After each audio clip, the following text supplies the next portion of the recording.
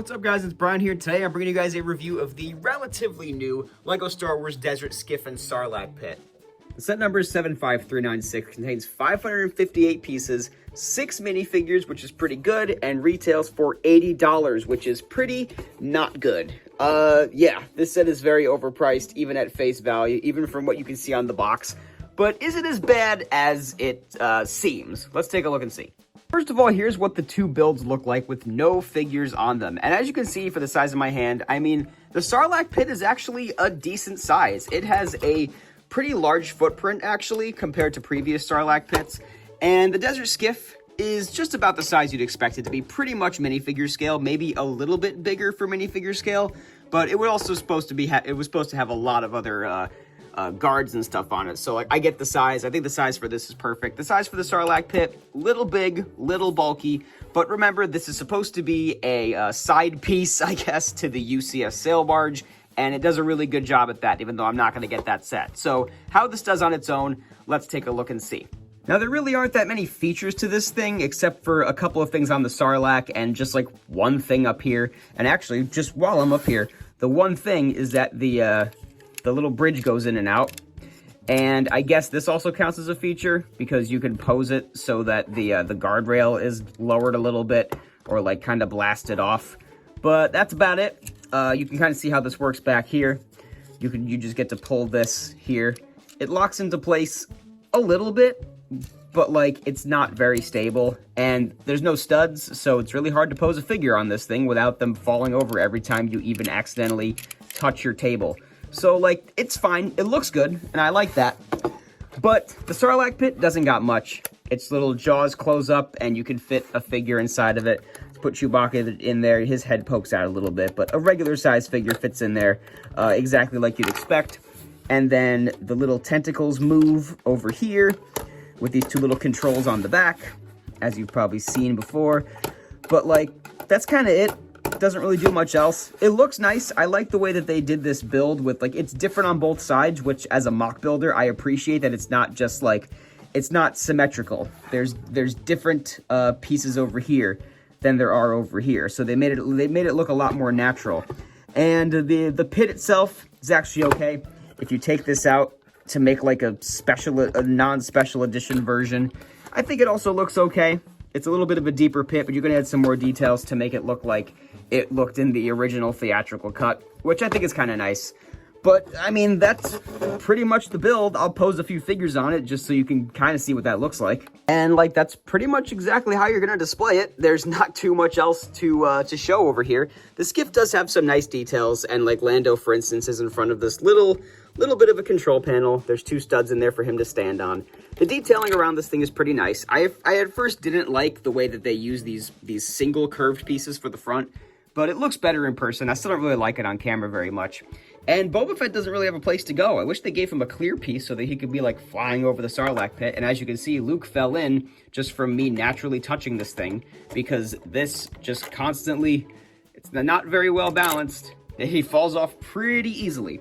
Now, one improvement that I did make to my display of this set is by taking these three clear sections down here and stacking them up into one. And honestly, I think this does wonders for the display, because the barge, or the Desert Skiff, is actually at the appropriate height. It should be a lot higher over the pit, obviously, but it's not like you're not coming right up to the mouth of the Sarlacc when you're on the walking the plank over here. I think this is the best way to display the set as it comes in the box, and I just have Boba Fett over here, like kind of with his foot attached to the tentacle, so he can be flying around a little bit. But like, that's really the best you can do without like a little clear piece over here and with giving some height to the Skiff. And this is actually a really nice little display. So that's the build and how the figures look on the build. Let's take a look at all these figures, because there are some really cool ones in this set. So taking a look at the minifigures that come in the set, we're going to start with the two repeats, the Boba Fett and the Chewbacca minifigures. People are very agitated about this Boba Fett because it's the same one as the one in the mech, and it's his Empire Strikes Back outfit instead of his Return of the Jedi outfit, which is such a big difference. I suppose I really don't care. I know the color is supposed to be a little different. I just genuinely don't care. This is a really good figure. I'm happy to have a second one. I have the mech. It's on my desk at work. And Chewbacca. He's been the same since 2014. Ain't nothing to complain about there. So yeah, don't care about the Boba Fett. Then Chewbacca is exactly how he should be. And next we'll take a look at Han Solo and Lando. The Han Solo figure is very simple. Apparently his torso is flipped. The flap is supposed to be on the other side, but again, people, it doesn't really matter. He does have a double-sided face, which is super nice. I like that expression that is over there on his main face, but I like this alternate face a lot better. I just think it's really funny, the grimace look of how he's blind. And this Lando figure is perfect. I mean, no complaints about this guy. This is a slept-on figure in this set. Everyone's talking about, like, Luke and Nine Numb, but this guy, this Lando, is awesome. Does he have a double-sided face? I forget. He does. I haven't played with this set in a little bit. Very good Lando face. I like this a lot. I'm glad they're sticking with this classic mold for this hat and printing on it as well. Very, very well done minifigure. And the Han's pretty good too. Now, these two figures are obviously the highlights of the set for me. You guys know, if you've been a longtime viewer of my channel, that Return of the Jedi Luke is my favorite Star Wars outfit and just, like, look in general. And this is his Tatooine outfit in his Jedi robes. And they did it in dark bluish gray, just like they did with the last one, actually. But there's just something about this graphic design that looks so much better than that old Luke. I actually have the older one right here. It's the way that they did the torso print. It looks a lot cleaner, a lot better on the new one, and with the little bit of printing going into the legs that the old one didn't have. I don't know why he has a red lightsaber. Just ignore that. But it's very, very good. Same Luke head as we've gotten a few times, which is just fine. This is a perfect minifigure. And then we got the anniversary figure of Nine Numb, who also looks really, really good.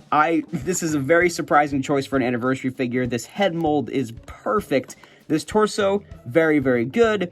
The legs are good too. The only imperfection with this figure is the opacity. The red on his torso does not match the red on the hip piece.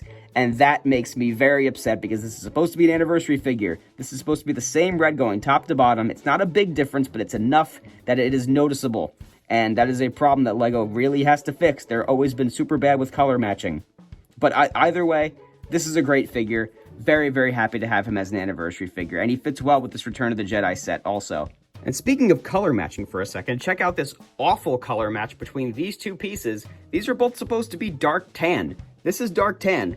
I don't know what this is, but it's not light, it's not regular tan. It is an in-between shade of color, and LEGO quality control has been slipping. That is a very, very obvious difference in quality between these two pieces that are supposed to be the exact same color. And here are the extra parts that come with the set. A lot of nice dark tan elements in there. You guys know how much I like that. As well as a whole pack of the antenna accessories. I just haven't even been opening these anymore. I have so many from my old stock. But yeah, good selection of extra pieces and no sticker sheet in the set. So to close out this video, I'll simply say this. You can't justify this price. 80 bucks is ridiculous for this set. Yes, it does have 6 very good minifigures. Boba Fett is fine. I really don't care. Han Solo's little torso is fine. The other figures are perfect. And Nine Numb, especially as an anniversary figure, great. Let's do what I've been doing just for consistency. Take this out, call this 75 bucks for what you see here as Luke dives into the Sarlacc pit. And yeah, it's just too much. Now, I will be transparent with y'all. I paid $60 for this on Facebook Marketplace, so I did not pay full price for the set. So $55 without Nine Numb. And that feels fine. So I think if you see it for 60 bucks, you should get this set because it does have some really, really great minifigures. I love this Luke Skywalker so much. Lando's great, Han's great, Boba's good, and Chewie is obviously the best Chewie that they've ever done. But yeah, I really can't complain too much for getting this for 60 bucks. I wish there was more, obviously. I wish there was another Skiff guard. That would make it really nice. 80's ridiculous, 70's too much even. The footprint is decent, but it doesn't justify 80. I think 60, 55 is the sweet spot. And, I mean, you can't go wrong with Nine Numb. What a based character. Super awesome to have him in a set. And that's going to just about do it for my review of the Desert Skiff and Sarlacc pit, guys. Thank you very much for watching. Leave a like if you enjoyed. Comment, subscribe, all that good stuff. This has been Brian from Watermelon Studios. Peace out, guys.